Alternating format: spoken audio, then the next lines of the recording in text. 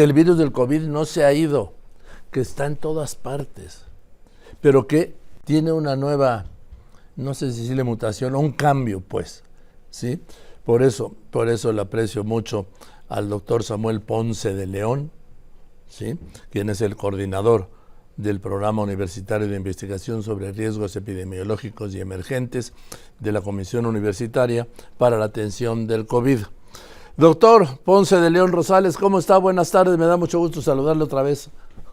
¿Qué tal, Joaquín? Buenas tardes, mucho gusto en saludarlos. El virus sigue, está en todas partes, está aquí en su oficina y aquí en mi estudio, ¿no? Efectivamente, está circulando, no necesariamente así en algún sitio puntual, pero los números de infecciones, de hecho, en las últimas semanas, días, se han incrementado en diferentes lugares. Hay circulación del virus que se puede medir a través de aguas residuales en Estados Unidos que ha aumentado. Y el número de casos positivos de gente que acude a los consultorios también aumentó. Sin embargo, esto no ha tenido repercusión en los requerimientos de servicios hospitalarios. Hay la transmisión, se ha incrementado, habrá que estarlo vigilando, porque efectivamente el virus no va a desaparecer, estará circulando de aquí en adelante en compañía de nuestra especie y seguramente entrará en un ciclo de incrementos hacia el otoño-invierno, quizás algún pico en verano, pero de manera muy similar a como ocurre con otros virus respiratorios como influenza o sincicial respiratorio. Porque sé de personas, vamos, ha aumentado el número de personas que conozco que están contagiadas de COVID. Sí, así es, ha aumentado rápidamente el número en los últimos días, Sí, y esto básicamente tiene que llamar nuestra atención para tratar de mantener las precauciones que ya para hoy conocemos muy bien en términos de eh, evitar salir si uno está enfermo para limitar los contagios y en algunas condiciones continuar usando el cubrebocas cuando hay sitios de congregación de muchas personas, seguramente será seguro al realizar viajes, por ejemplo, y todo esto irá dependiendo en su énfasis del nivel de transmisión que haya. Ahorita en nuestro país, aunque percibimos este incremento, realmente no ha habido ningún impacto a nivel de demanda asistencial. qué bueno eso, pero la recomendación pues es lo que dice el doctor López Gatell, que sirve para lo que sirve, que no sirve para que no sirve, el cubrebocas, ¿no? Claro, el cubrebocas yo creo que deberá convertirse, sería ideal que la sociedad lo pudiera incorporar como un elemento de uso habitual. Esto ocurre así en algunos países de Oriente y nosotros haríamos bien en imitar la práctica para limitar no solo la transmisión de COVID, sino también la transmisión de virus influenza, de otros virus respiratorios múltiples y desde luego es una práctica que tiene que mantenerse en todos los centros de atención médica del país. Porque yo he visto, por ejemplo, hay hospitales que ya no piden el cubrebocas. Sí, yo creo que esta es una medida que debería de enfatizarse porque el ámbito hospitalario, el ámbito de atención a la salud, representa un mayor riesgo que cualquier otro sitio en general. Sí, es el lugar donde se reúnen más virus y bacterias, ¿no? En un hospital.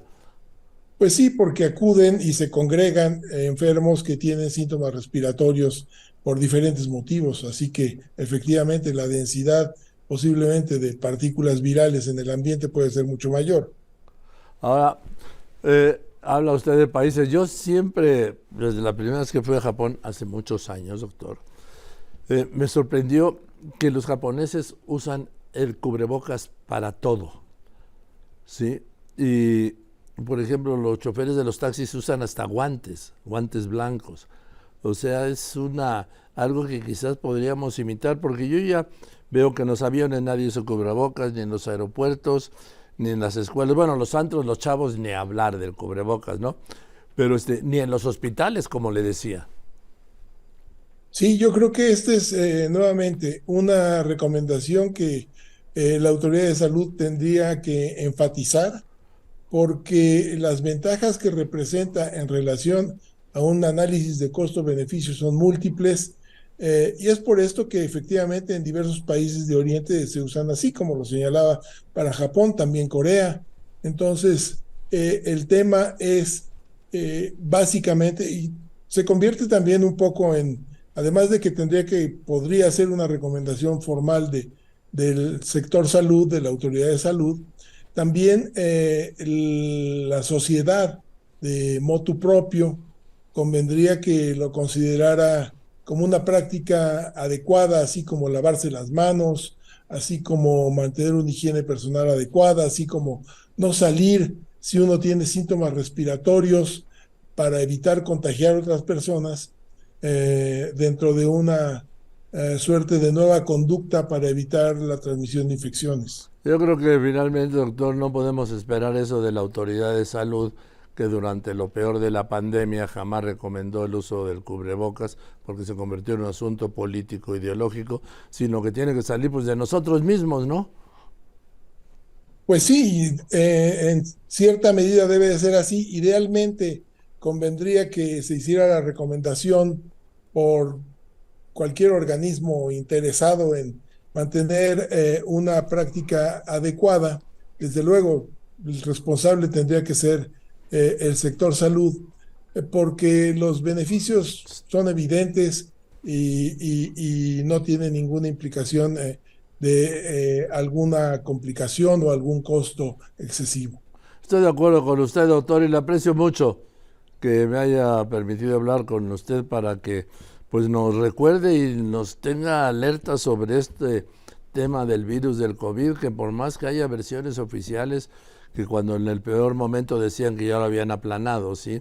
Y que ya le habían opinado, y que lo que apenas estaba en plena subida, pues nunca nos lo van a decir. Yo creo que voces respetadas como usted, y sobre todo con el marco de la UNAM, son las voces que debemos escuchar en estos momentos. ¿Para qué?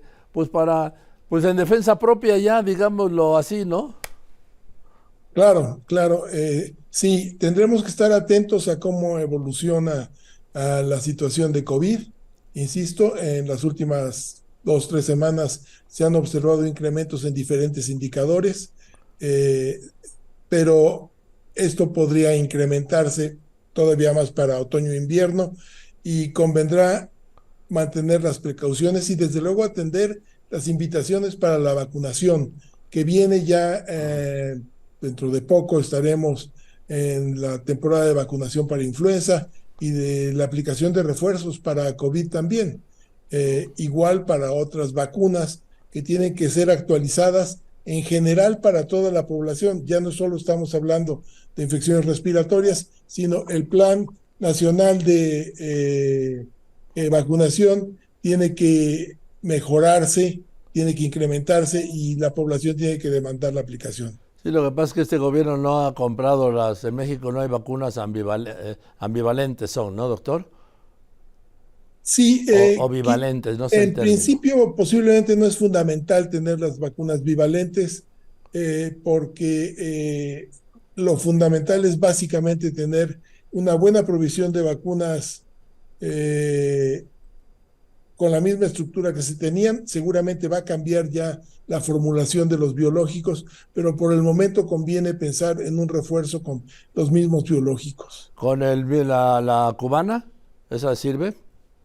Sí, desde luego, es una buena vacuna. Ah, bien. Las que haya disponibles en general, todas las vacunas que actualmente están utilizándose son eficaces y son seguras. Pues qué bueno que nos dice eso. Gracias, doctor, le mando un abrazo. Igualmente, saludos al auditorio. Buenas tardes. Muchas gracias el doctor Samuel Ponce de León Rosales, sí, es el coordinador del Programa Universitario de Investigación sobre Riesgos Epidemiológicos y Emergentes y de la Comisión Universitaria para la Atención del COVID-19.